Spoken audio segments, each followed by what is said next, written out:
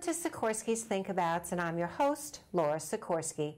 My guests and I share our operations and technology expertise to help you provide outstanding customer service and customer experiences. Today our guest is John Goodman, and he's coming to us from Alexandria, Virginia, and via Skype, as you may have gathered. We are in a new studio today, and just want to let you know I'm still learning the cameras and the Skypes on the monitor, so hopefully we'll do a great job. Now, John and I will be talking about surveys, less customer irritation and more value. And this is going to be another way of looking at surveys, a little bit different from our other survey show that was done probably 3 or 4 months ago. I met John several years ago when we were working together on the United States Postal Service contract. He is Vice Chairman of Customer Care Measurement and Consulting. He is the author of the Strategic Customer Service, which was published in 2009, and his current book, Customer Experience 3.0, just was translated into Chinese and Japanese. So we are excited. He has been a consultant and done over 1,000 different customer service surveys to as I said, 1,000 folks, but 45 of which were Fortune 1000. He is taught at the Wharton Business School and has appeared on Good Morning America, National Public Radio, the Disney Channel, ABC Evening News, and has been a panelist on the PBS show, The Editor.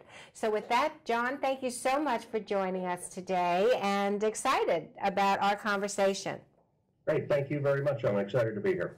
Well, one of the first questions I have for you is, why should we differentiate between customer research and market research for surveys?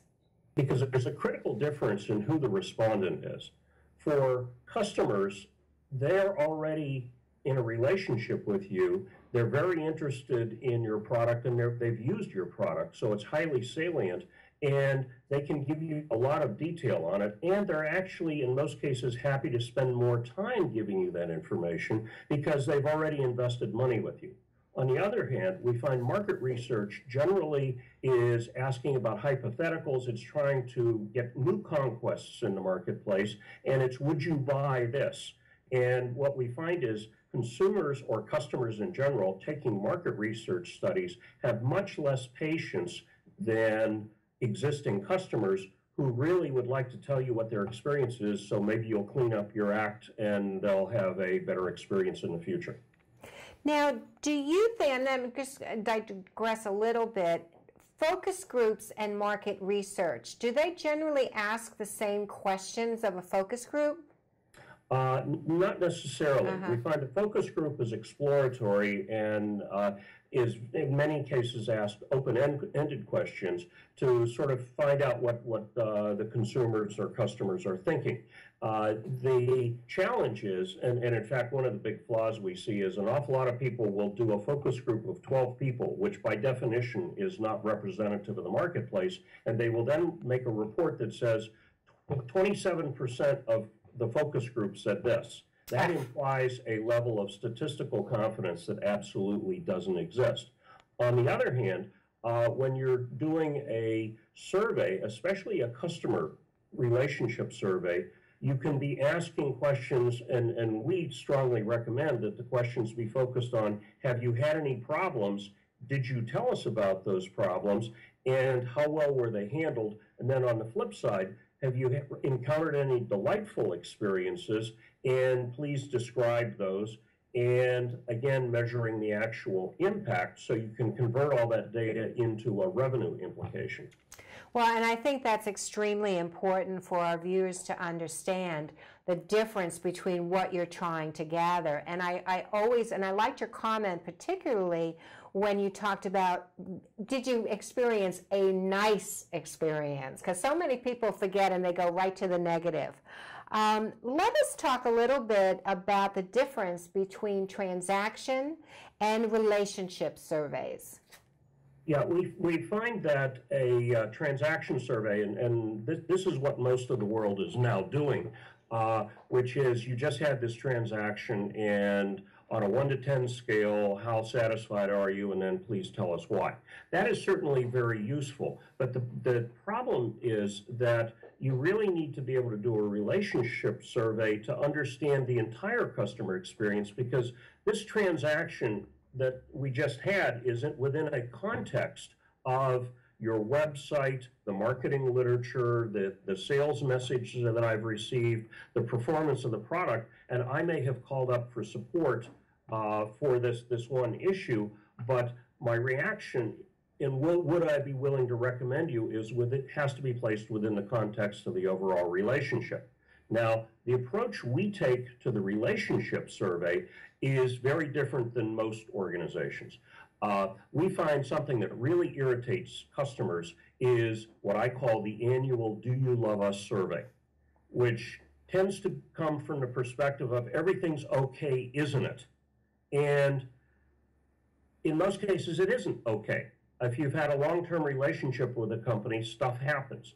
And so our approach is to come from the opposite perspective and say, when a customer has an ongoing relationship, stuff happens, here's a list of 50 problems you might have had with us.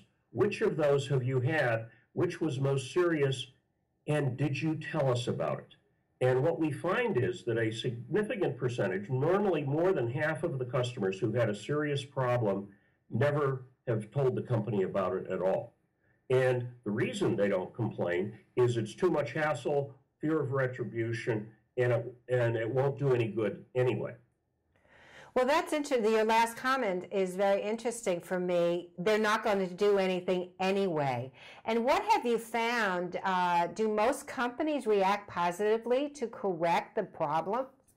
Well, when I do a briefing on a relationship survey like this, I start off by setting proper executive expectations by putting a bottle of Tylenol in the middle of the conference table. And I always preface my comment with, if you don't have a headache at the end of this briefing, we haven't done our job. Because you shouldn't be doing surveys to make you feel good. You should be doing surveys to understand how to make more money. And I'd say half the time, somebody at the end of the briefing reaches for the bottle of Tylenol, which is a good thing because we have then shown them how to make millions of dollars more by preventing the problems, or at least getting the problems surfaced and rectified. And I think what happens as a consultant as well, people don't like to really hear that they're bad, but they have to correct what's bad in order for the customer to keep on coming to them and using their product. And by the way, I would just add that it's not just the companies who have train wrecks that benefit from this. We tend to work with the leading companies, Chick-fil-A, Harley-Davidson, USAA, and the leading auto companies, and to their credit, their CEOs say, yeah, we're at a 94, we're the top of our industry, but every percentage point in that last 6% is tens of millions of dollars. Even though we're the best, are there still no-brainers that we can attack? And in every case, you find no-brainers. Well, that's very, very true. I like that approach, too, because especially if a CEO, CIO, C-level realizes that they are the best, but they can improve. And yes, I think you're leaving money on the table right. that is rightfully yours. Well, the next question kind of ties into that, is that you recently worked with an investment company, and the findings that you had really kind of went into financial implications. So could you explain a little bit about that for our audience? Right. This was a mid-sized company with about 1,000 clients, and what we found was that about 600 of the clients said, I haven't had any recent problems. About another 300 said, I had problems and I had told you about them. And what we found there was only about 4 or 5% were really dissatisfied with how the problem was handled. And so they had 17 clients, each worth about $50,000. So you're talking $750,000.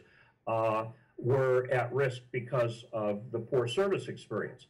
And that was certainly troubling / an opportunity. But what we found was there were 100 other clients who had had problems but had said nothing to anyone. And of those, their loyalty was only about 60%, which meant you had 40 of those companies those clients were going to be at risk. And that was more than $1 million. So what was interesting was that while everyone was focusing on we need to improve our service effectiveness because we have 17 or 20 clients there at risk, the big money was in the clients you weren't even hearing from. So there, the strategy is to aggressively communicate to your customers, we can only solve problems we know about. Tell us if you're unhappy. We find that the finance people and the executives are very focused on service improvement, but have never even thought about all those unhappy customers who have not even bothered to communicate. And again, trying to find those people and help you, because you're only as good as your last customer, you're only as good as your last survey. Exactly. So with that, we are going to take a short break and we'll be right back.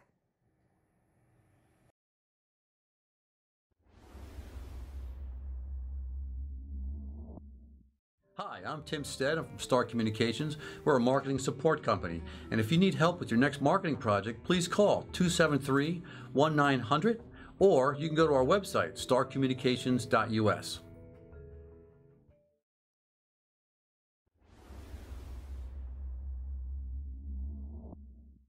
Welcome back to Sikorski's Think Abouts, and I'm your host, Laura Sikorski.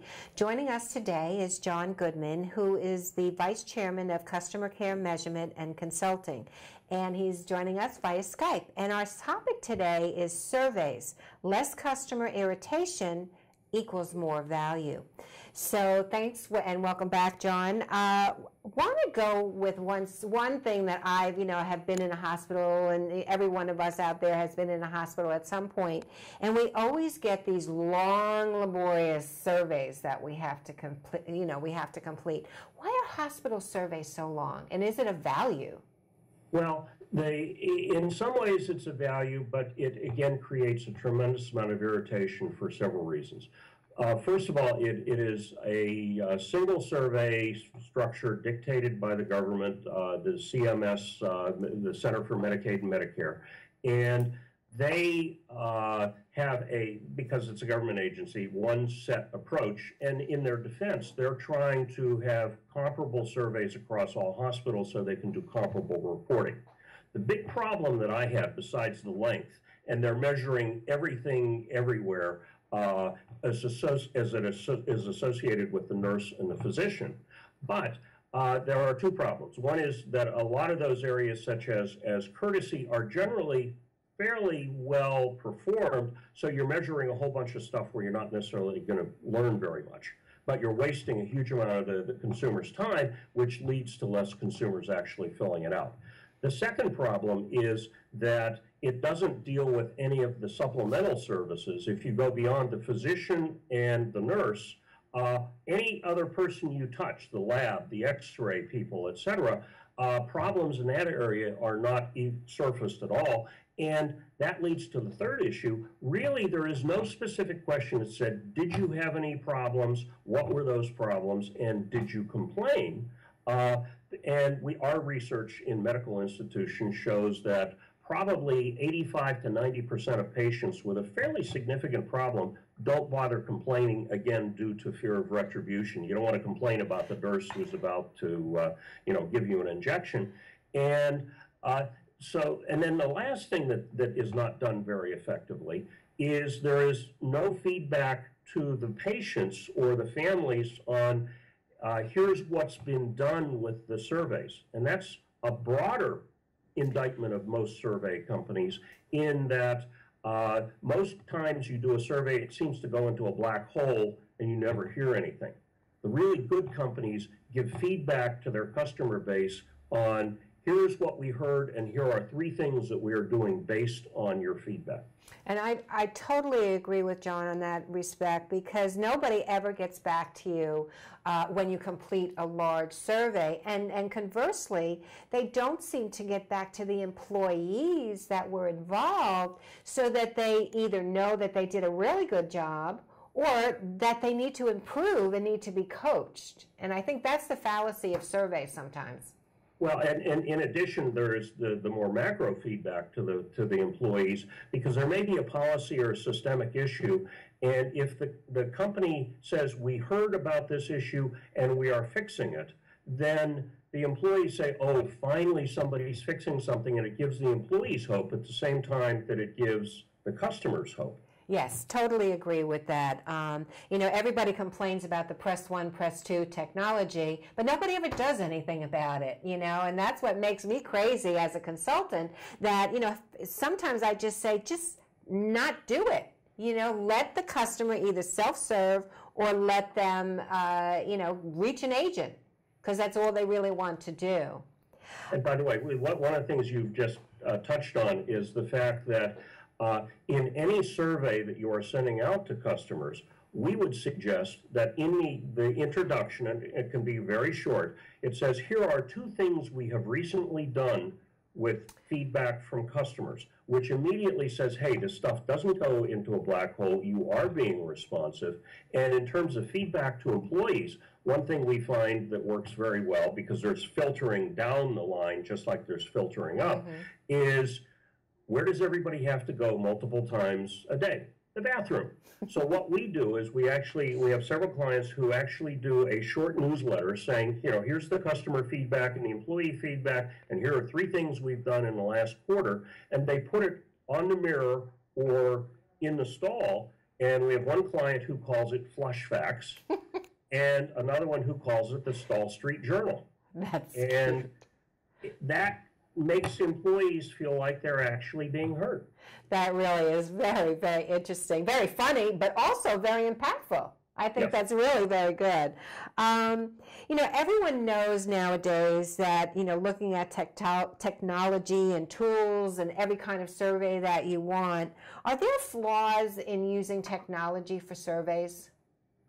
The big flaw is that a number of the technologies that are saying, hey, we can have this universal survey system, and if it moves, we measure it, every transaction will be sent a survey, and there are several problems. Number one, you wear out your welcome, because 80% of those transactions are no-brainers, where you're really not going to learn anything, but the customer's going to the effort to respond. So then when they get another survey in 2 weeks, it's, hey, I've already, you know, filled out one of your surveys, didn't see anything happen, so I'm not going to bother.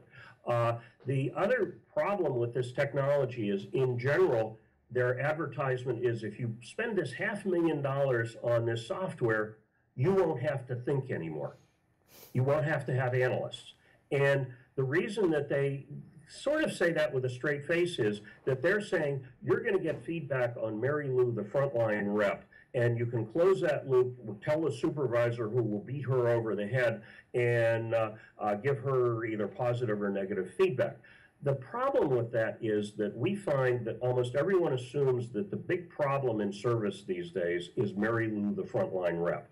We totally disagree with that. We think 98% of people come to work desperately wanting to do a good job, and if the customer is dissatisfied, it's not Mary Lou, it is the contact center, or it's somebody in marketing, it's another process within the corporation as a whole. So the survey packages are all aimed at giving feedback to the front line, when in fact the more sophisticated analysis that has to be done is what call center processes aren't working well, and in many cases it may be knowledge management systems that aren't giving the rep what they need, or marketing is setting incorrect expectations that then the call center can't possibly fulfill. And again, that's something that has to come out of a much more sophisticated analysis than is Mrs. Smith happy with Mary Lou, this one rep. So that's the big problem. Right, and and I have talked to many of my clients, as you as well. It's the process. Don't make it so complicated. Make it very easy for the reps to access information. Make it very easy for them. Last week we talked about the word empowerment, and our guest said, you know, it's really more autonomy for the agent rather than empowerment, so that they feel comfortable that they know all their processes. In your opinion, long or short surveys? The answer is both. I'm in Washington, so I'll talk. You've got to be very diplomatic. No, the short survey, when you're trying to see has a particular process been improved, you can do a very short survey, and the neat thing is you can then tie that short survey into process metrics. For instance, with one of the delivery companies, one of the key points of pain had to do with invoice adjustments. So we then would have a rifle shot survey asking them, okay, you had an invoice adjusted, how did that go? And we could actually track at the same time, are the number of calls about adjustments going down, and the number of having to call 3 times on the same invoice, is that going down? So to see, has a particular process improved, the short transaction survey makes eminently good sense. But the strategic survey that we argue has much more impact is the relationship survey, where you should be looking for both points of pain and delighters and converting that into the revenue implications and that you only do once a year or once every 18 months, because it's going to take you 6 months at least to fix this strategic issue and then get things moving. So there's no point in measuring that every quarter. You know, and this is just as an aside, what is your, sometimes I get surveys in the mail and they say, oh, if you complete this survey, you're going to get a gift card to go to this store, or you're going to get $1 or whatever it may be. What's your feeling about being paid off to do a survey? The folklore is that if, and let me use Chick-fil-A because we've done this there, if I give you a free sandwich, you're going to give me a better rating. We absolutely don't think that's true. Okay. What we find is that it will motivate you to respond. But once you get into, well, actually, yes, I did have those problems, then all of a sudden, I'm going to tell you anyway, and I'll still collect my sandwich at the end. So we don't think that that really impacts at all. I agree. And let me add one other thing on the long survey. There are certain types of problems that customers, especially in a business-to-business environment, are too polite to talk about. Your sales rep is a dim bulb. Your sales rep misled me. And for an insurance company recently, I was misled by your literature, I was misled by your agent, and I get a call from the deputy general counsel who says, you can't have those on the list, because if anybody checks them off, we've committed fraud. My answer back was, would you rather not know? All right. And it turned out those were 2 of the biggest issues, at which point it was, oh, we really need to retrain some people. So the reason for having the granularity in issues is that you're not going to fix billing overall. You're going to fix a certain type of billing transaction. So you need the granularity, and it allows you to ask things that otherwise customers would be reticent to tell you about. Well, we are just about out of time, and at the end of our shows, we always ask our guests to give us a think about. What would be the takeaway, think about, from this show?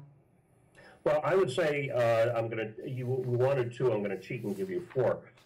The first is that you need to really differentiate between customer research and market research. The first is relevant to the respondent, the second is somewhat hypothetical. Secondly, rather than just asking everything's okay, isn't it, ask people specifically about problems and ask them specifically about delighters. Thirdly, convert the results into financial implications. For each month you don't take action, how much money are you leaving on the table? And then finally, give feedback to your customers on here's what we heard and here's what we're doing, which will then enhance response rate over time. Perfect, John. You couldn't. Oh, it was an excellent think about session. And I would like to remind everyone that John can be reached at jgoodman@customercaremc.com. His Twitter handle, jgoodman888. And to reach him by phone, 703-823-9540. And of course, to reach us, my name is Laura Sikorski, and my Twitter handle is @Laura Sikorski, phone 631 624-6650, and please let us know if there's a topic that you would like us to cover on our show. And of course, we want to thank, as always, Samantha Matthew, our videographer, and Corinne Murphy-Caro, who is president, founder, and CEO of the Daily Blue, Blue Chip Marketing, and Blueprint magazine. And they can be reached at 631-761-9223. And with that, thank you so much for clicking in, and have a perfect rest of the day.